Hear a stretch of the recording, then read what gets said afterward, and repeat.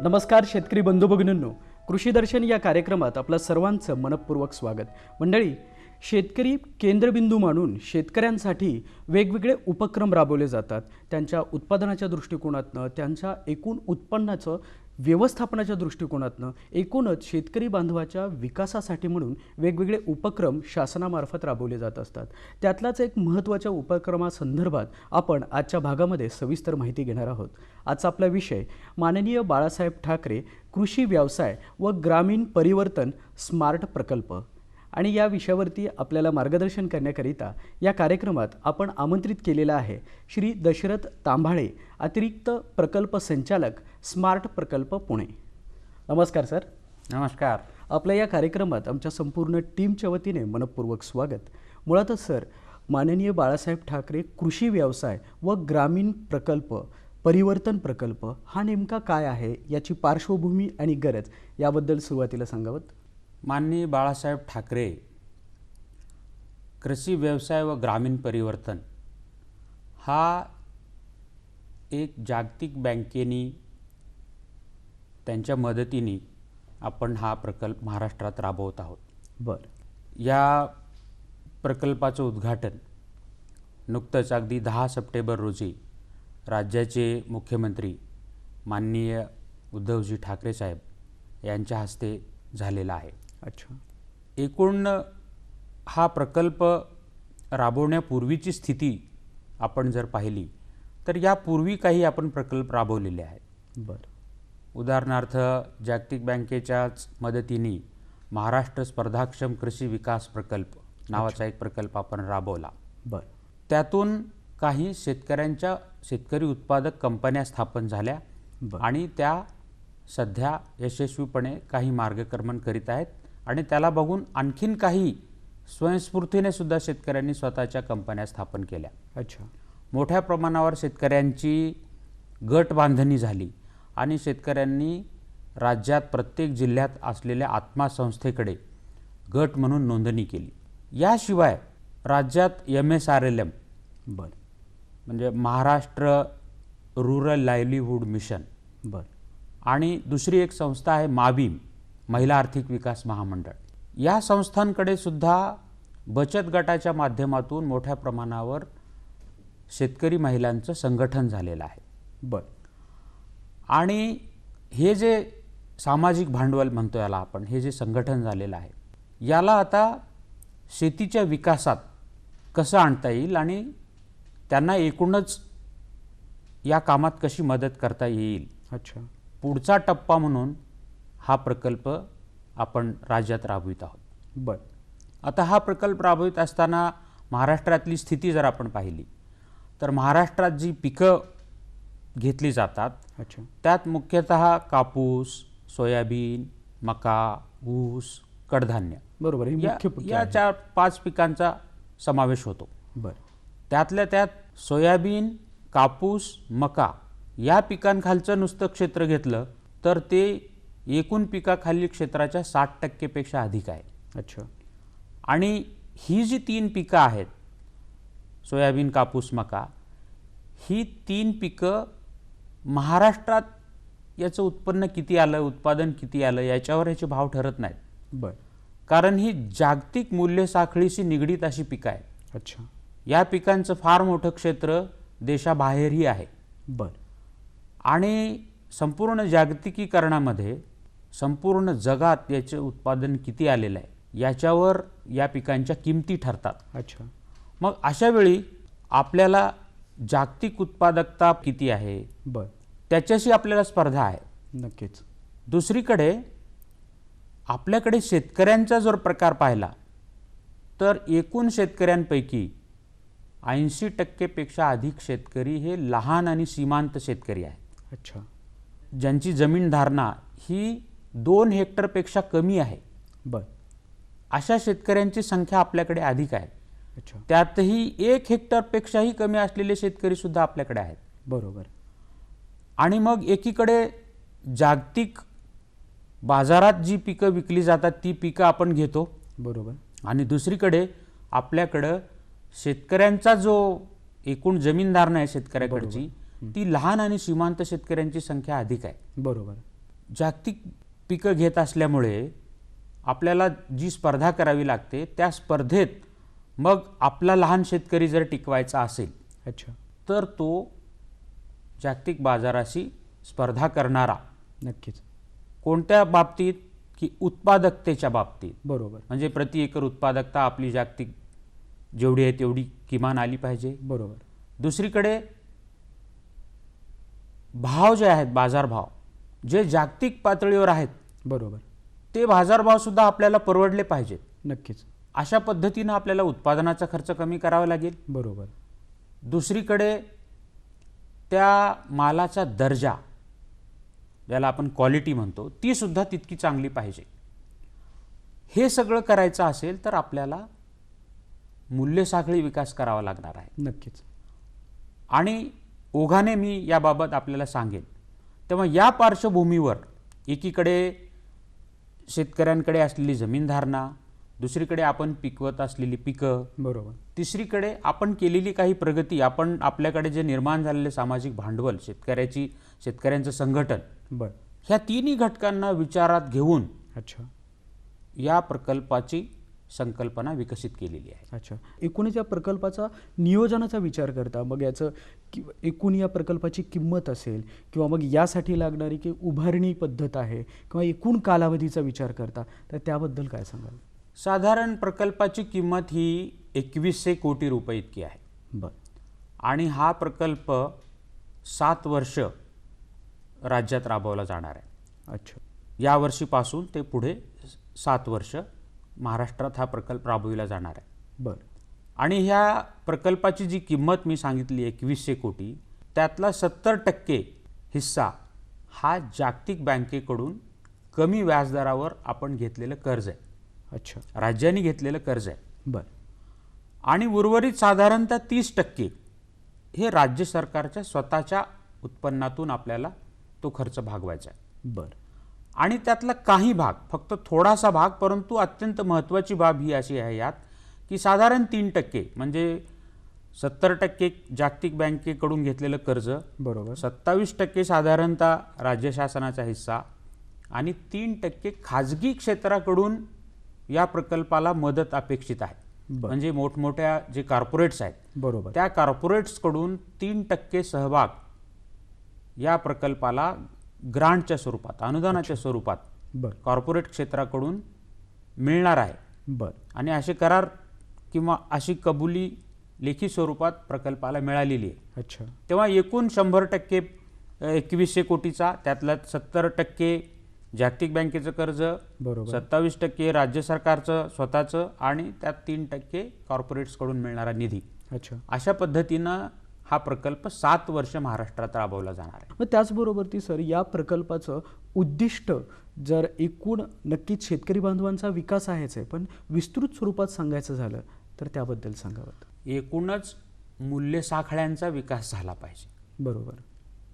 आणि त्या मूल्य साखळ्यांचा विकास करताना या प्रकल्पामध्ये खास करून लहान आणि सीमांत शेतकऱ्यांना डोळ्यासमोर ठेवून बर, स्पर्धात्मक आणि सर्वसमावेशक अशा मूल्य साखळ्यांचा विकास करायचा आहे. अच्छा, ह्याच्यात 2 बाबी महत्त्वाच्या आहेत. बर, एक, आपल्याकडं लहान शेतकरी आहेत, बरोबर, त्यांना डोळ्यासमोर ठेवायचं आहे. अच्छा, आणि ज्या मूल्य साखळ्या आहेत त्या स्पर्धात्मक, कुणाबरोबर, जगाशी स्पर्धा करणाऱ्या निर्माण करायच्या आहेत. बरोबर, आणि सर्वसमावेशक करायच्या आहेत. नक्की, सर्वसमावेशक म्हणजे मग या स्पर्धेत जो समाजातला असा घटक आहे की जो कमकुवत घटक आहे तो मागे नाही राहिला पाहिजे. मग त्यात महिला शेतकरी असतील, अनुसूचित जाती जमातीचे शेतकरी असतील, बरोबर, लहान शेतकरी असतील, अशा सर्व शेतकऱ्यांना सहभागी करून घेऊन अच्छा. कृषी क्षेत्रातले अगदी नवउद्योजकांना सोबत घेऊन बर. हा मूल्य साखळ्यांचा विकास करायचा, अच्छा. अशा पद्धतीचं उद्दिष्ट या प्रकल्पाचं आहे. मग त्याचबरोबर सर, तुम्ही सांगताय त्याप्रमाणे मूल्य साखळी, मुळात ही मूल्य साखळी म्हणजे नेमकं काय, याचा विकास हाही नेमका काय आणि याची आवश्यकता नक्की काय असणार आहे? आत्तापर्यंत आपण जो शेती क्षेत्रामध्ये जी गुंतवणूक केली, त्या गुंतवणुकीमध्ये आपला मुख्य उद्देश होता पाहिजे उत्पादन वाढलं पाहिजे. मुख्यतः बरोबर. म्हणजे उत्पादकता वाढली पाहिजे. प्रति हेक्टर आपण जास्तीत जास्त कसं उत्पादन काढू याच्यावर आपला भर होता. बरोबर. आणि तो साहजिक होता, कारण उत्पादकतेमध्ये आपण मागे होतो. अच्छा. आता अशी अवस्था आलेली आहे की शेतकरी म्हणतात की आम्ही उत्पन्न कसं उत्पादन कसं काढायचं आम्हाला माहिती आहे. बरोबर. आता कुठं विकायचं हे सांगा, नक्कीच. कसं विकायचं हे सांगा. बरोबर. मग हे पाहत असताना मूल्य साखळी विकास ही संकल्पना अत्यंत महत्त्वाची आहे. अच्छा.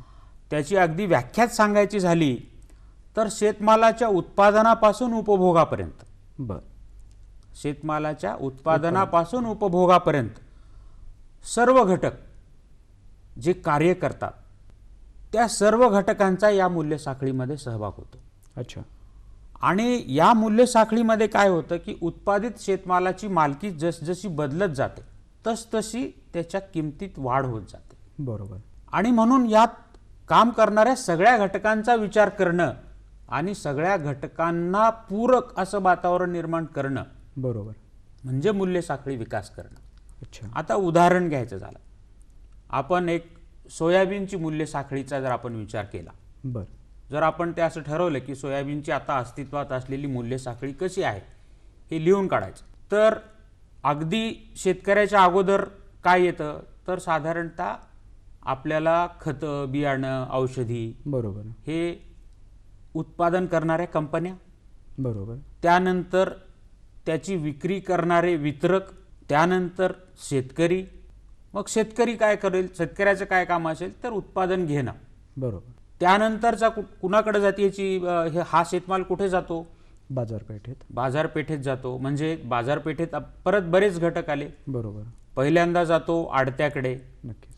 तिथं बाजारभाव ठरवला जातो, तिथं ऑक्शन होतं आणि मग बाजारभाव ठरवल्यानंतर शेतमाल दुसऱ्या एका व्यापाऱ्याकडे जातो.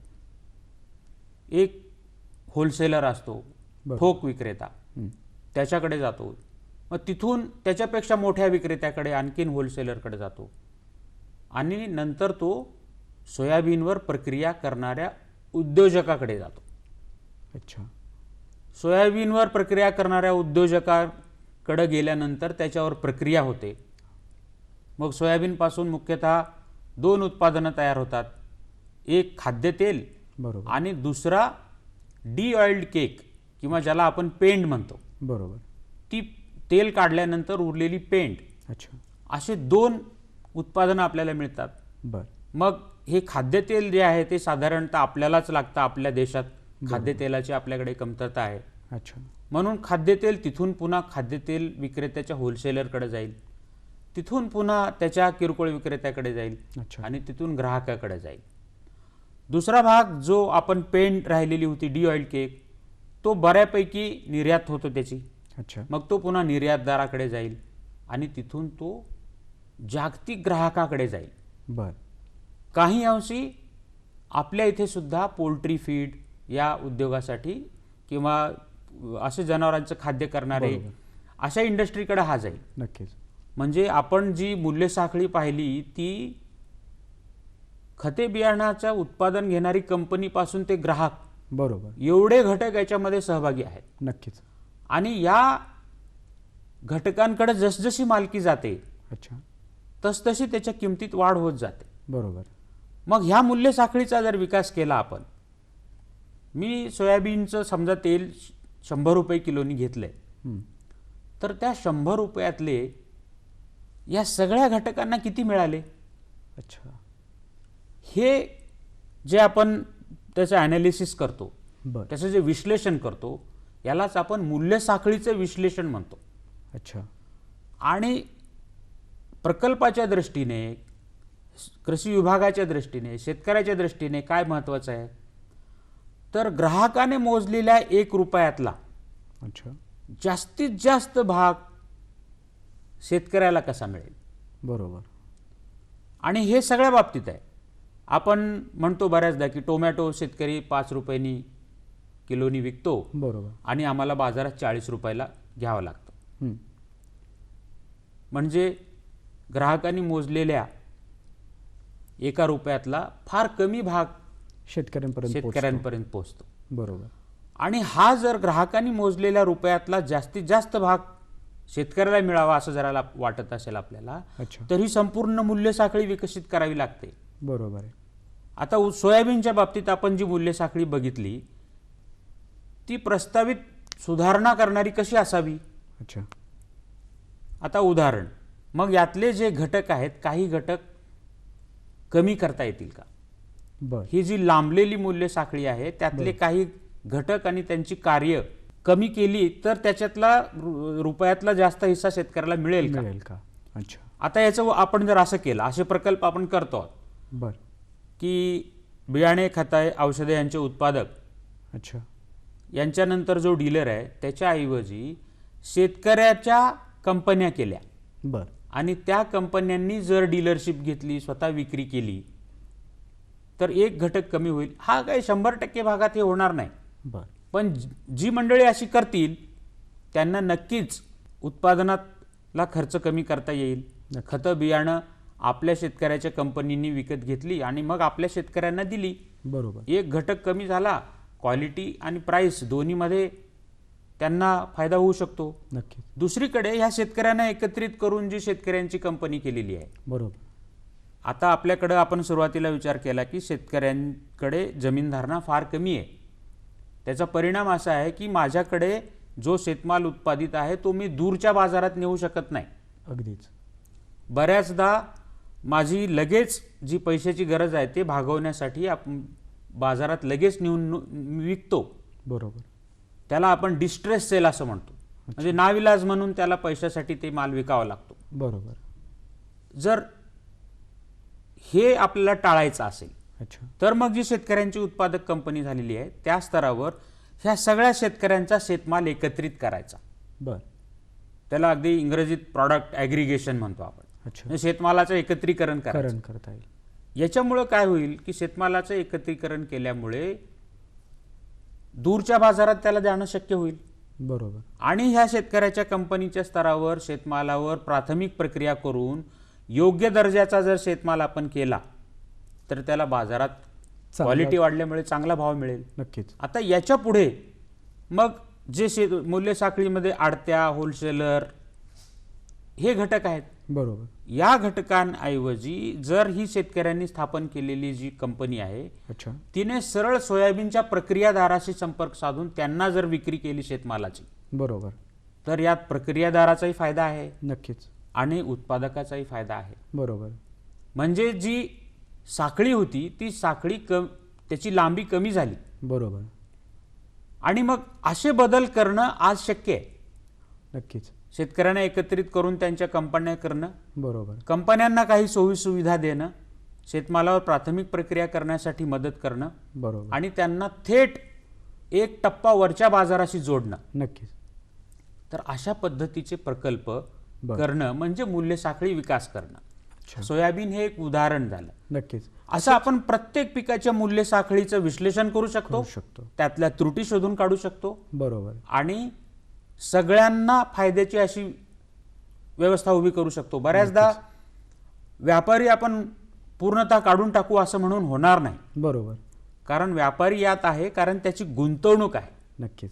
आणि त्या गुंतवणुकीसाठी जे त्यांनी भांडवल गुंतवलंय, बरोबर, त्या भांडवलापोटी त्याला 4 पैसे मिळालेच पाहिजेत. प्रत्येक गोष्ट शेतकरी करू शकणार नाही. बरोबर. प्रत्येक गोष्ट प्रक्रिया करणारा करू शकणार नाही. प्रत्येक गोष्ट निर्यातदार करू शकणार नाही. नक्कीच. परंतु या सगळ्यांच्या काही अडचणी आहेत. बरोबर. आता तुम्ही जर कृषी उत्पन्न बाजार समितीमध्ये गेलात तर तुम्हाला व्यापारी सांगेल काय शेतकरी सगळा माल कचऱ्यासहित आणतात, मग त्याला चाळणी करावी लागते, त्याच्यावर थोडी तरी प्रक्रिया करावी, त्याच्यामुळे खर्च वाढतो. नक्कीच. म्हणजे या मूल्य साखळीत जर चांगला क्वालिटीचा शेतमाल नेला तर मूल्य साखळी विकसित होणारच आहे. नक्कीच होणार आहे. असं जर प्रत्येक पिकांच्या मूल्य साखळीचं विश्लेषण करून हं. या सगळ्या घटकांना एका मंचावर आणून त्यांना एकमेकांच्या अडचणी समजून घेऊन अच्छा. जर आपण मूल्य साखळी विकसित केली बर. आणि मग जिथे जिथे या घटकांना मदत करणं आवश्यक आहे अच्छा. तिथं तिथं प्रकल्पाच्या माध्यमातून मदत केली बर. तर मूल्य साखळ्या विकसित होतील, नक्कीच.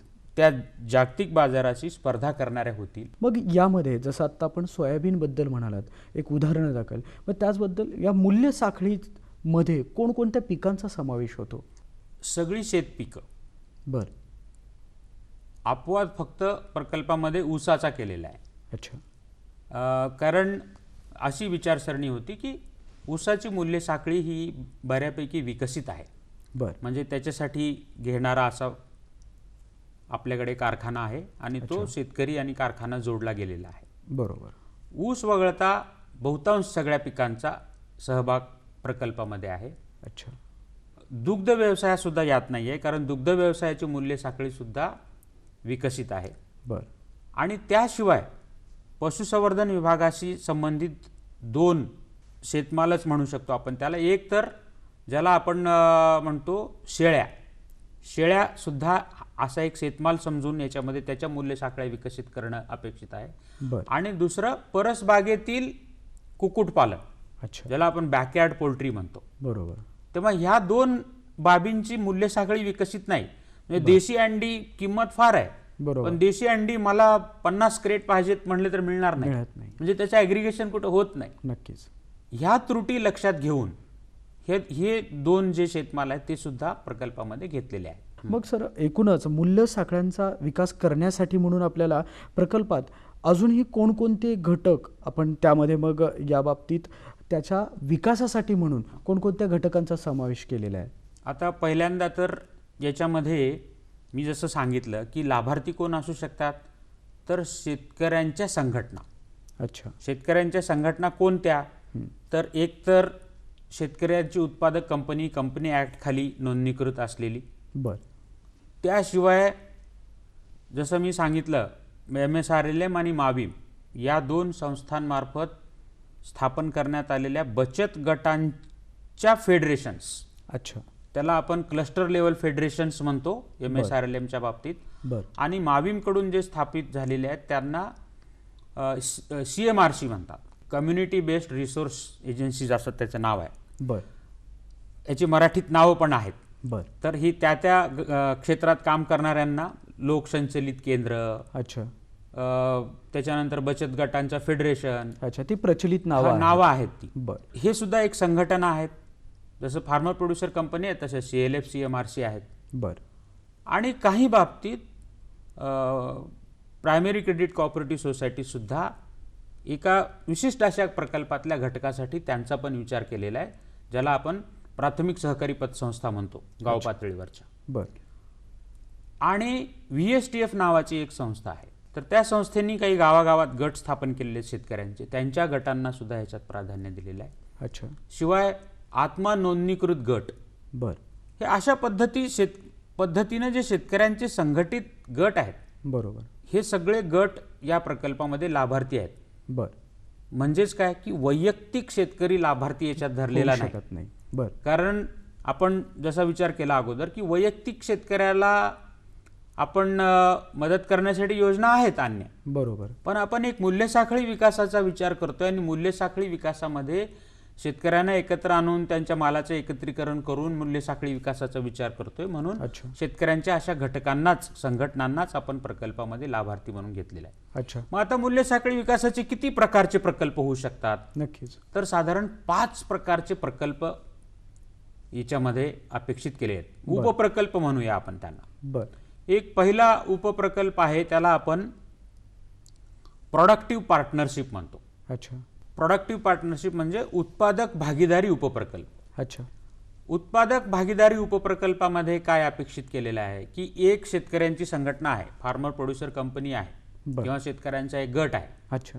आणि त्यांनी उत्पादित केलेला शेतमाल खरेदी करणारी एक खरेदीदारांची संघटना आहे. उदाहरणार्थ तो प्रक्रिया करणारा माणूस असेल, बर. प्रक्रिया इंडस्ट्री उद्योग असेल बर. किंवा निर्यातदार असेल अच्छा. किंवा संघटित किरकोळ विक्रेते असतील, अच्छा. अशा सगळ्यां जे बाजारात शेतमाल खरेदी करू शकणारे खरेदीदार आहेत, बर. त्यांची आणि शेतकऱ्यांच्या गटाची एकत्रित येऊन काम करण्याची जिथं तयारी आहे, अच्छा. म्हणजे खरेदीदाराला जितका माल लागतो आणि ज्या दर्जाचा माल लागतो बर. तो शेतमाल पुरवायला एक शेतकऱ्याचा गट तयार आहे आणि त्या दोघांमध्ये करार आहे. अच्छा. आणि या करारानुसार जो शेतमाल त्या खरेदीदाराला पुरवायचा आहे, बर. त्याच्यासाठी शेतकऱ्याच्या या गटाला काही पायाभूत सुविधा लागतात. अच्छा. जसं एखादा छोटासा गोडाऊन लागतं त्याला, बर. किंवा त्याच्यावर प्राथमिक प्रक्रिया करण्यासाठी काही Processing मशीन unit लागते, लागणार. प्रोसेसिंग युनिट लागतं. उदाहरणादाखल सांगितलं मी. हे प्रत्येक पिकांच्या बाबतीत वेगवेगळं असू शकतं. नक्कीच. नक्कीच. किंवा त्या दर्जाचा शेतमाल पिकवण्यासाठी त्याला काही मशिनरी लागते. बरोबर. मग आपण शेतची यांत्रिकीकरण करण्यासाठी काही लागतं. नक्कीच. तर ह्या सगळ्याचा एक प्रकल्प तयार करायचा त्या गटाचा, बर. आणि त्या प्रकल्पाला मूल्यसाखळी विकासाचा प्रकल्प ग्राह्य धरून त्या प्रकल्प किमतीच्या 60% पर्यंत अनुदान त्या शेतकऱ्याच्या कंपनीला अथवा गटाला द्यायचं. बर. पण ह्याच्यात अट काय, खरेदीदार निश्चित पाहिजे. नक्कीच. मग आपण म्हणाल खरेदीदार असला तर आम्ही स्वतःहून आपण केलोच approach असतो करू आम्ही. शकतो. बरोबर. मग आम्हाला खरेदीदार द्या. तर त्यासाठी आपण खरेदीदार आणि विक्रेता यांना एकत्र आणण्यासाठी म्हणून स्वतंत्र कार्यक्रम प्रकल्पातून घेत आहोत. बर. कारण असे कित्येक खरेदीदार आहेत की त्यांना आवश्यक दर्जाचा शेतमाल मिळत नाही. बरोबर. कारण एखादा शेतकरी पिकवतो तर त्याला त्या प्रमाणात मिळत नाही, एकत्रित केलेला शेतमाल मिळत नाही. बरोबर. ही जी गरज आहे बरोबर. खरेदीदाराची, ती गरज आपण प्रकल्पामधून भागवणार आहोत. अच्छा. आणि आज शेतकऱ्याला जो भाव मिळतो त्याची एक निश्चित बाजारपेठ आणि आता मिळणाऱ्या बाजारभावापेक्षा चांगला भाव या प्रक्रियेतून मिळणं अपेक्षित आहे. नक्कीच. आता दुसरा प्रकार आपण म्हणतो की बाजार संपर्क वाढ उपप्रकल्प. अच्छा. एक आपण पाहिला तो उत्पादक भागीदारी उपप्रकल्प, दुसरा बाजार संपर्क वाढ उपप्रकल्प, त्याला आपण इंग्रजीत मार्केट ॲक्सेस सब प्रोजेक्ट म्हणतो. बर. माझ्याकडे खरेदीदार नाही, परंतु एक बाजार आहे की ज्या बाजारापर्यंत मी जर पोहोचू शकलो अच्छा. तर मला नक्की भाव अधिक मिळणार आहे. बरोबर. उदाहरणार्थ आपण द्राक्षाची निर्यात करायची एक उदाहरण, किंवा माझ्या इथला शेतमाल मला राज्याबाहेर एका कोयंबतूरला नेऊन विकला तर अधिक पैसे मिळू शकतात. बर. पण त्यासाठी लागणारी जी पायाभूत सोयीसुविधा आहेत, बरोबर. त्या दर्जाचा माल उत्पन्न करण्यासाठी ज्या सोयीसुविधा आहेत त्या माझ्याकडे नाही आहेत. मग हा संपर्क वाढवण्यासाठी सुद्धा अशा शेतकऱ्यांच्या गटांना बर. आपण मदत करून त्यांच्या पायाभूत सुविधा वाढवतो. पण उत्पादक भागीदारी उपप्रकल्प आणि बाजार संपर्क वाढ उपप्रकल्प यात फरक काय, तर आपण त्यांच्या क्वालिफिकेशनमध्ये किंवा एकूण शेतकऱ्यांची संख्या किती असावी यात फरक केलेला आहे. बर. तो मी तुम्हाला ओघाने सांगेन. अच्छा. साधारण 250 पर्यंत शेतकरी पहिल्या प्रकारात हवेत उत्पादक भागीदारी उपप्रकल्पात, बर. आणि बाजार संपर्क वाढ उपप्रकल्पामध्ये ते शेतमाल असेल, कुठलेही धान्य असेल तर त्याच्यामध्ये किमान साधारण 2000 भागधारक शेतकऱ्यांचं संघटन हवं. बर. आणि फळे भाजीपाला याचा जर बाजार संपर्क वाढ उपप्रकल्प करायचा असेल तर किमान 750 शेतकऱ्यांचं संघटन हवं. अच्छा. मग एकापेक्षा अधिक गट एकत्र येऊन असे संघटन केलं तरी चालेल. बर. याशिवाय काय अटी व शर्ती आहेत. अच्छा. म्हणजे जसं उत्पादक भागीदारी उपप्रकल्पामध्ये तुमचं किमान 1 वर्षाचं 5 लाखापर्यंतची उलाढाल झालेली हवी. बर. तुमच्याकडे किमान 1 वर्षाचं ऑडिटेड स्टेटमेंट असावं. अच्छा. तुमची बॅलन्स शीट असावी. आता लोक म्हणतील हे गट आहे तर आमच्याकडे गटात हे कसं काय होईल. बरोबर. तुम्ही आज गट आहात, तुमच्यामध्ये क्षमता आहे कंपनी होण्याची, तर तुम्ही आज अर्ज करू शकता. बर. तुमचं शॉर्टलिस्ट झाल्यानंतर मधल्या काळात तुम्हाला ह्या ज्या अटी व शर्ती आहेत त्याची पूर्तता करायची. अच्छा. 6 महिने वर्षभरात तुम्ही ह्या अटींची पूर्तता करू शकता. बर. पण आज तुम्हाला अर्ज करण्यापासून रोखलेलं नाहीये. अच्छा. तसंच बाजार संपर्क वाढ उपप्रकल्पामध्ये तुम्ही तालुक्यातले 3-4 कंपन्या किंवा एकच असा एखादा मोठा संघ, बर. शेतकऱ्यांच्या कंपन्यांचं फेडरेशन अच्छा. यांनी एकत्र येऊन बाजार संपर्क वाढ उपप्रकल्प, जो मोठ्या प्रमाणात तुमच्याकडे खरेदीदार निश्चित नाही पण बाजार निश्चित आहे, बर. अशा प्रकारचा प्रकल्प तुम्ही करू शकता. तिसरा मूल्य साखळी विकास उपप्रकल्प आहे धान्य गोदाम आधारित उपप्रकल्प.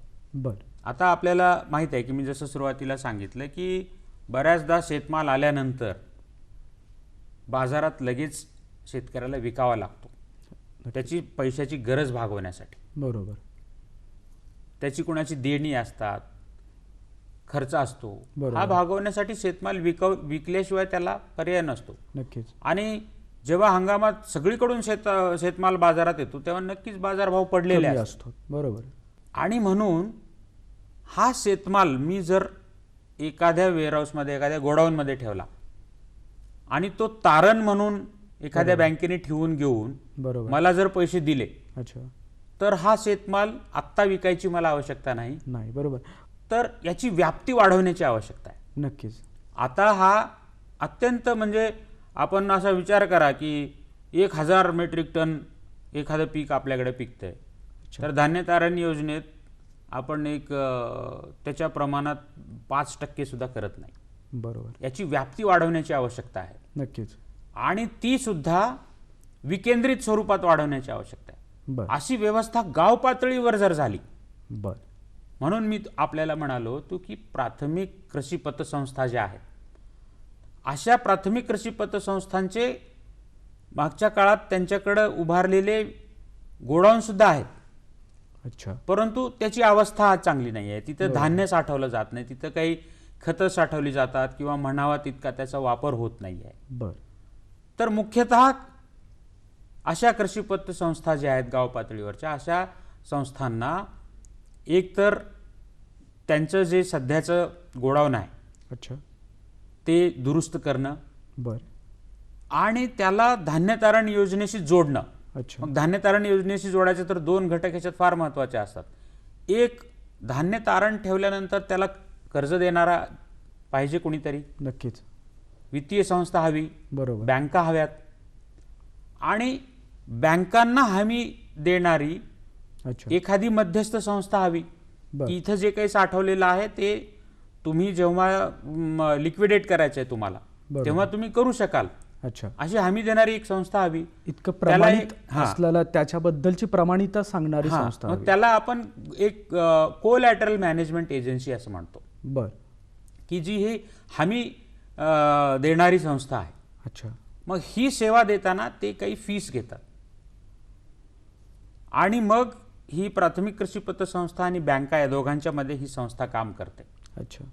आणि मग त्याची फीस मग ती कोण देणार, तर बरोबर. प्रकल्पामध्ये पथदर्शी 100 गावांमध्ये बर. अशी व्यवस्था निर्माण करायची. अच्छा. असे छोटे गोदाम विकसित करायचे, बर. जिथे जुने आहे तिथं दुरुस्त करायचं, जिथे नाही तिथे नवीन बांधायचं. अच्छा. आणि ह्या कोलॅटरल मॅनेजमेंट एजन्सीची फीस जी आहे ती प्रकल्प देईल बर. काही प्रमाणात. अच्छा. आणि ह्या गोदामांचा विकास ही एकूणच व्यवस्था निर्माण करण्यासाठीचा जो प्रकल्प असेल, अच्छा. त्या प्रकल्पाच्या 60% अनुदान या संस्थांना देण्यात येईल. बर. असे एक तिसऱ्या प्रकारचा विकेंद्रित स्वरूपात धान्य गोदाम आधारित उपप्रकल्प, अच्छा. हा एक घटक प्रकल्पामध्ये आहे शेतकऱ्यांच्या मूल्यसाखळ, पिकांच्या मूल्यसाखळा विकसित करण्याचा. विकासाच्या बाबतीत. आता चौथा एक असं म्हणाले की नाविन्यपूर्ण उपप्रकल्प. बर. आता हे तिन्ही प्रकारचे उपप्रकल्प करीत असताना एखादी तंत्रज्ञान आहे नक्की. की ते तंत्रज्ञान जर आपण आणू शकलो नाविन्यपूर्ण, तर मूल्यसाखळ्या अजून विकसित होतील. अच्छा. एक साधं उदाहरण द्यायचं झालं तर आपण द्राक्ष, मोसंबी, संत्री याच्यामध्ये काही बाहेरच्या देशातून काही जाती आपल्या देशात आणणं आवश्यक आहे. बर. आपल्या देशातल्या संशोधन संस्था काम करतायत, त्या बर. जाती विकसित करतायत, परंतु याला जो काळ लागणार आहे त्या कालावधीत जर आपल्याला एखादं सोल्युशन, एखादी व्हरायटी बाहेर असेल ती आणायची आपल्याला, अच्छा. तर त्यासाठीचा खर्च सुद्धा प्रकल्पातून जी संस्था हे काम करेल बर. त्या संस्थेला 60% पर्यंत अनुदान द्यायचं असं प्रकल्पात अपेक्षित आहे. अच्छा. ते एक उदाहरण सांगितलं मी. असं कोणतंही तंत्रज्ञान अच्छा. ज्या या मूल्य साखळ्या विकसित करण्यासाठी मंजूर प्रकल्पांना अजून अतिरिक्त लागणार आहे, बर. तर ते सुद्धा तंत्रज्ञान आणण्यासाठी नाविन्यपूर्ण प्रकल्प आपण करू शकतो. अच्छा. आणि शेवटचा आणि 5वा एक उपप्रकल्प आहे, त्याला आपण कापूस मूल्य साखळी विकास उपप्रकल्प म्हणतो. बर. कापूस हे एक असं पीक आहे की महाराष्ट्रात 40 लाख हेक्टरपेक्षा अधिक क्षेत्रावर घेतलं जातं नक्की. आणि महाराष्ट्रातल्या फार मोठ्या शेतकऱ्यांचा या पिकाशी संबंध आहे आणि त्यांचं अर्थकारण या पिकावर अवलंबून आहे. बरोबर. म्हणून कापूस मूल्य साखळी विकासाचा एक स्वतंत्र प्रकल्प केलेला आहे. कापसात 2 अडचणी आहेत. बर. एक, आपण जेव्हा कापूस रॉ कापूस विकतो तेव्हा तो एकसारखा नसतो, एक जिन्सी नसतो. अच्छा. 100हून अधिक संकरित जातीचा कापूस शेतकरी लावतात. अच्छा. मग त्याची प्रत काही सारखी नसते, नक्कीच. त्याची धाग्याची लांबी काही सारखी नसते, बरोबर. ज्याला इंग्रजी स्टेपल लेंथ म्हणतो. बरोबर. तर ती एकसारखी नसते. आणि दुसरं, ते कापूस वेचत असताना त्याच्यामध्ये काडी कचरा जाणं, तो एक जिन्सी न राहणं, नक्कीच. ही एक या मूल्य साखळीतली अडचण आहे. बरोबर. म्हणजे ज्या दर्जाचा कापूस नक्कीच. या कापसावर प्रक्रिया करणाऱ्या उद्योजकाला पाहिजे, बरोबर. तो कापूस शेतकरी तिथपर्यंत नेऊ शकत नाही. अच्छा. तो का नेऊ शकत नाही? त्याचं कारण असं आहे की एक दर्जाचा आणि चांगल्या क्वालिटीचा मी कापूस नेला तर त्याला वेगळी किंमत काही जास्तीची मिळत नाही. बरोबर. तो म्हणतो मला जर वजनावरच पैसे मिळणार आहेत नक्कीच. तर दर्जाचा विचार मी का करावा? बरोबर. उद्योजक म्हणतो मला चांगल्या दर्जाचा दिला तर मी पैसे देतो वाढीव. नक्कीच. मग हे करणार कोण? अच्छा. ह्या दोन्ही ज्या त्रुटी आहेत त्या त्रुटी दूर कशा करायच्या? अच्छा. एकीकडे एक जिन्सी कापूस कसा येईल बरोबर. आणि दुसरीकडे एक जिन्सी कापूस आणलेल्या माणसाला, शेतकऱ्याला 4 पैसे जास्तीचे कसे कसे मिळतील? मिळतील? नक्कीच. तर याच्यासाठी एक कापूस मूल्य साखळी विकासाचा उपप्रकल्प प्रस्तावित आहे. बर. आणि त्याच्यामध्ये असं अपेक्षित आहे की कृषी विभाग जो आहे तो शेतकऱ्यांचं संघटन करेल, बर. शेतकऱ्यांचे असे गट तयार करेल की त्या गटाला एकसारख्या लांबीच्या धाग्याचा कापूस उत्पादित होईल अच्छा. असे वाण त्या शेतकऱ्यांना लावायला उद्युक्त करेल नक्कीच. आणि त्याची वेगळी वेचणी करेल. अच्छा. आणि ती वेचणी करून जिनर्सकडे आणल्यानंतर आपल्या इथं जे कापूस पणन संघ आहे, कॉटन फेडरेशन आहे, अच्छा. ते कॉटन फेडरेशन इथून पुढची मूल्य साखळी बघेल. बर. म्हणजे त्याची वेगळ्याने जिनिंग करणं, बरोबर. त्याच्या वेगळ्याने गाठी तयार करणं नक्कीच. आणि त्या गाठीच्या विक्रीसाठी एक स्वतंत्र ऑनलाईन प्लॅटफॉर्म विकसित करणं. बर. आणि मग या गाठीला जी वाढीव किंमत मिळते ती किंमत शेतकऱ्यांपर्यंत पोहोचवणं, वाढीव दर, असं एक मूल्य साखळी संकल्पना केलेली आहे. बरोबर. आणि हे कृषी विभाग आणि कापूस पणन मंडळ अच्छा. हे एकत्रित करणार आहे. बर. आणि याच्यासाठी एक स्वतंत्र घटक प्रकल्पामध्ये एकूणच कापसाची व्याप्ती महाराष्ट्रातील लक्षात घेऊन ठेवलेला आहे. अच्छा. आता हे 5 प्रकारच्या मूल्य साखळ्या विकासाचं काम मुख्यतः प्रकल्पामध्ये होणार आहे. बर. याच्याशिवाय काही घटक आहेत. बर. उदाहरणार्थ बाजार भावांचं विश्लेषण करणं आणि बाजार भावांची माहिती शेतकऱ्यांपर्यंत पोहोचवणं. याच्यासाठी एक महाराष्ट्राच्या कृषी आयुक्तालयामध्ये एक स्वतंत्र कक्ष स्थापन करायचं प्रस्तावित आहे. बर.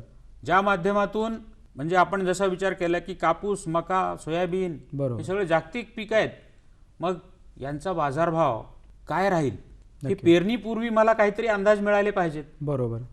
मग संपूर्ण जगातल्या शेतमालाचा क्षेत्र किती आहे, उत्पादकता किती आहे, बरोबर. या सगळ्यांचा अभ्यास करून साधारणतः या हंगामात कापसाचा भाव काय राहील अच्छा. याचे अंदाज व्यक्त करणारा एक कक्ष असेल. मग अच्छा. त्याच्यावर आधारित शेतकऱ्याला ठरवता येईल की कापूस लावायचा का सोयाबीन लावायचा का अन्य काही लावायचं, काय भाव राहील, अच्छा. याचा त्याला कोणत्या पिकाखाली किती क्षेत्र आणावं याच्यासाठी उपयोग होईल. बरोबर. एकदा अंदाज झाला. दुसरा, उत्पादन घरी आलं, अच्छा. म्हणजे सोयाबीन आणलं घरी मी किंवा कापूस आणला शेतातून, बर. आता लगेच विकायचा का थोडे दिवस ठेवून विकायचा? ठेवून विकायचा. नक्कीच. थोडे दिवस ठेवून विकला तर काय भाव राहतील अच्छा. याचा एक अंदाज पुन्हा व्यक्त करण्यासाठी संपूर्ण डेटा अभ्यास करून, सगळ्या बरोबर. आकडेवारीचा अभ्यास करून अंदाज व्यक्त करणारा असा एक कक्ष. बर. याशिवाय वेगवेगळ्या बाजारात काय बाजारभाव आहेत अच्छा. याच्याबद्दलचे निश्चित अशी आकडेवारी बरं. वेगवेगळ्या माध्यमांतून, समाज माध्यमं असतील, अच्छा. वेगवेगळ्या माध्यमांचा वापर करून शेतकऱ्यापर्यंत पोहोचवणं, बरं. ही एक शेतकऱ्यांची गरज अच्छा. या कक्षाच्या माध्यमातून भागवली जाणार आहे. पण या प्रकल्पात शेतकरी बांधवांनी, मग इंडिव्हिज्युअल शेतकरी नक्कीच नाही आहे, संघटित शेतकरी गटांनी याच्यामध्ये सहभागी झालं पाहिजे, पण त्यांनी कशा पद्धतीने सहभागी व्हायला हवं? आपल्या मुख्यमंत्र्यांनी परवा 10 सप्टेंबरला उद्घाटन करताना सांगितलं की महाराष्ट्रातल्या शेतकऱ्यांनी आता विकेल ते पिकवलं पाहिजे. नक्कीच. आणि हे करत असताना ह्या माननीय बाळासाहेब ठाकरे कृषी व्यवसाय व ग्रामीण परिवर्तन प्रकल्पाचा त्याची जी भूमिका आहे ती फार महत्त्वाची राहणार आहे. अच्छा. आणि माननीय मुख्यमंत्र्यांनी सांगितलं केवळ हमी भाव नाही तर हमखास भाव मिळाला पाहिजे शेतकऱ्याला. नक्कीच. आणि तो केव्हा मिळेल तर बाजारात जे हवं ते जर मी पिकवलं आणि त्या दर्जाचं पिकवलं. नक्कीच.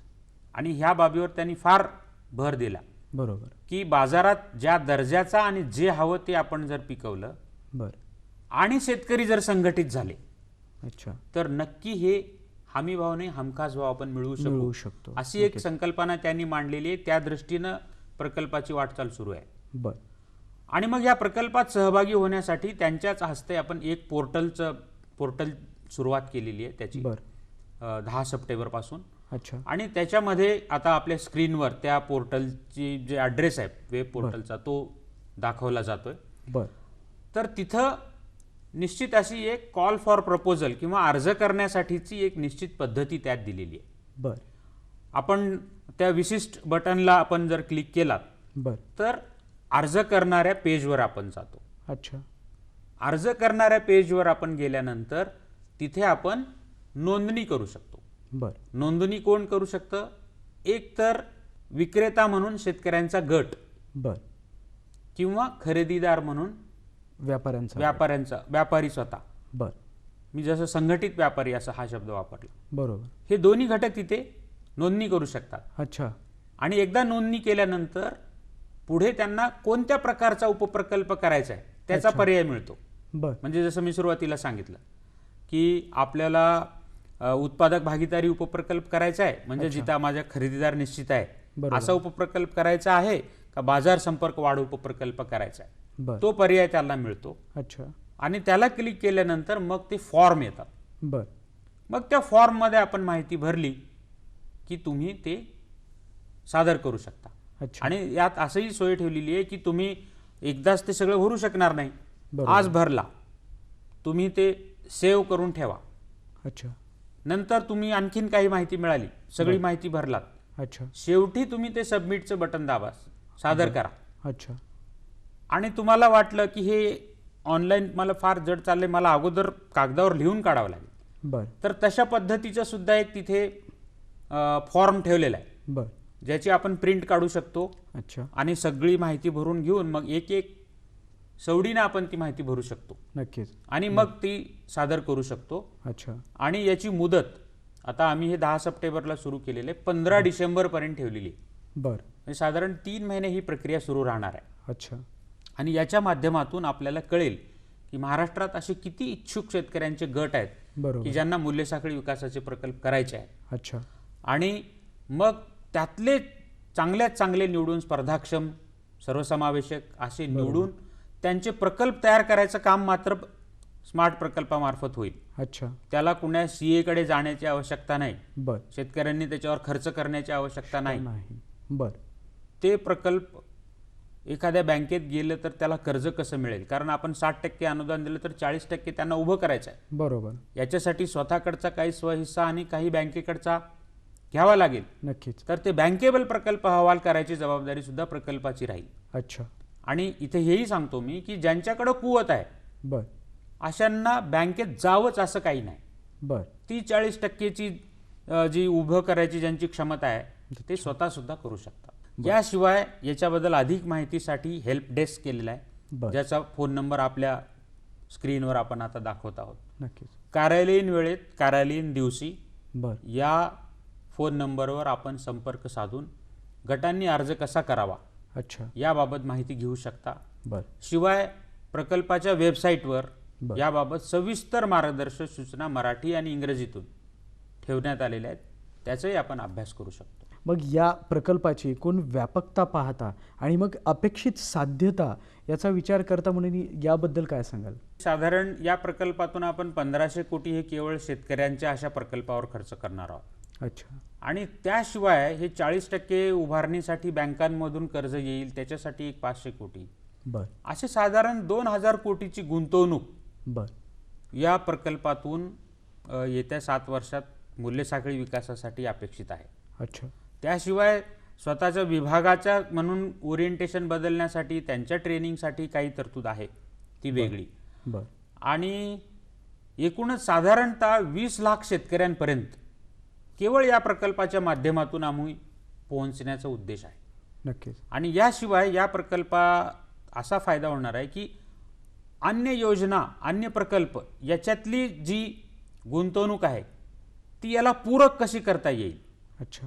या मूल्य साखळ्यांना हा सुद्धा विचार केलेला आहे. उदाहरणार्थ आपण खरेदीदाराला स्मार्ट प्रकल्पातून काही देत नाहीये, परंतु अन्य योजनांमधून जसे राष्ट्रीय फलोत्पादन अभियान आहे, कृषी विभागामार्फत राबवली जाते, अच्छा. किंवा RKBY PPP IAD आहे, किंवा पोकरा आहे, बर या योजनांमधून जर खरेदीदारासाठी काही घटक देता येत असतील तर असा समन्वित प्रकल्प, कॉन्व्हर्जन्स करून प्रकल्प सुद्धा मूल्य साखळी विकासाचा तयार केला जाईल. आणि प्रकल्प तयार करायची जबाबदारी स्मार्ट घेईल. अच्छा.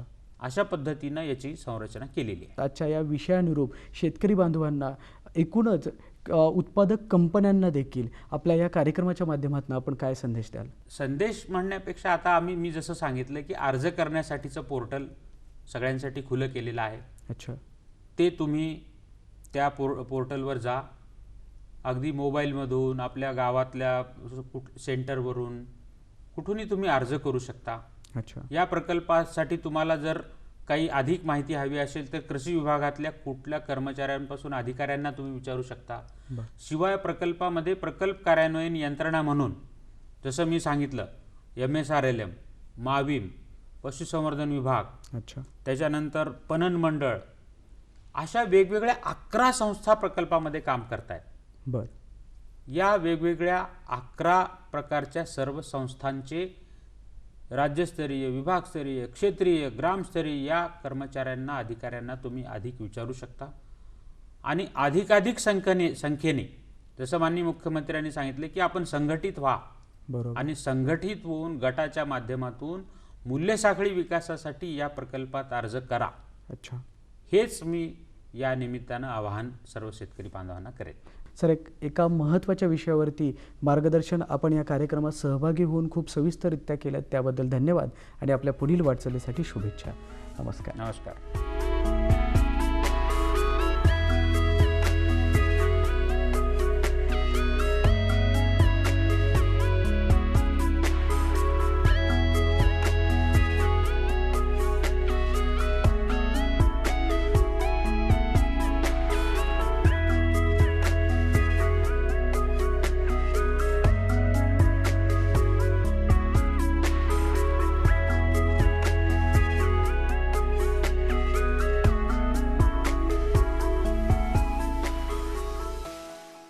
आमचा पत्ता निर्माता कृषी दर्शन, दूरदर्शन केंद्र पुणे.